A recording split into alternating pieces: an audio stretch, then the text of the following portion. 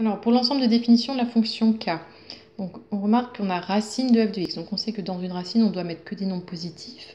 Donc on va regarder quand est-ce que f de x est positif. Donc déjà, ici, on est négatif, donc ça ne convient pas. Et après, là, on est tout le temps positif.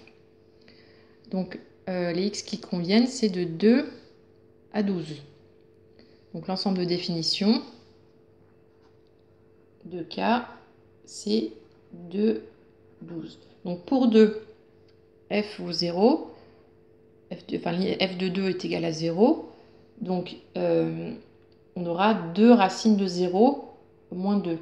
Donc racine de 0, ça fait 0, ça se calcule, c'est pas un problème. Donc on garde la valeur 2. Et on garde 12 aussi, parce que là ça fait 4. Donc il faut enlever vraiment que ce qui est strictement négatif. Ce qui est égal à 0, on peut le garder. Donc l'ensemble de définition, c'est de 2 à 12.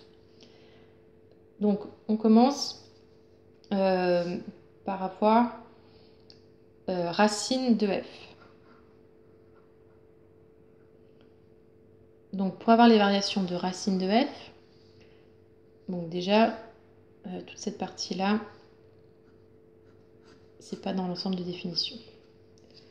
Donc on sait que si on est bien sur un intervalle où la fonction est positive, donc on sait que f et racine de f ont les mêmes variations. Donc on ne change pas les flèches. Là c'est croissant, ça reste croissant, décroissant, croissant. Après, il faut calculer les nouvelles images.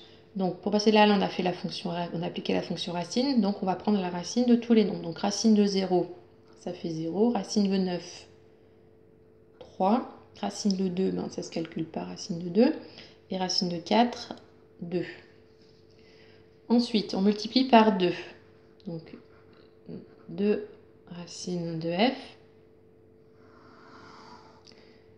Donc l'ensemble des définitions est toujours de 2, 12. Donc on a multiplié, pour passer de là à là, on a multiplié par 2. On a multiplié par un nombre positif, donc les variations ne changent pas. Et ensuite, il faut calculer toutes les nouvelles images. Donc on a multiplié par 2. Donc là, à chaque fois, il faut multiplier par 2. Donc 0 fois 2, 0. 3 fois 2, 6. Racine de 2 fois 2, 2 racines de 2. Et 2 fois 2, 4. Et enfin, donc on va faire 2 racines de f moins 2. Donc pour passer de cette ligne-là à cette ligne-là, on fait moins 2. Donc quand on ajoute un nombre positif ou négatif, ça ne change pas les variations.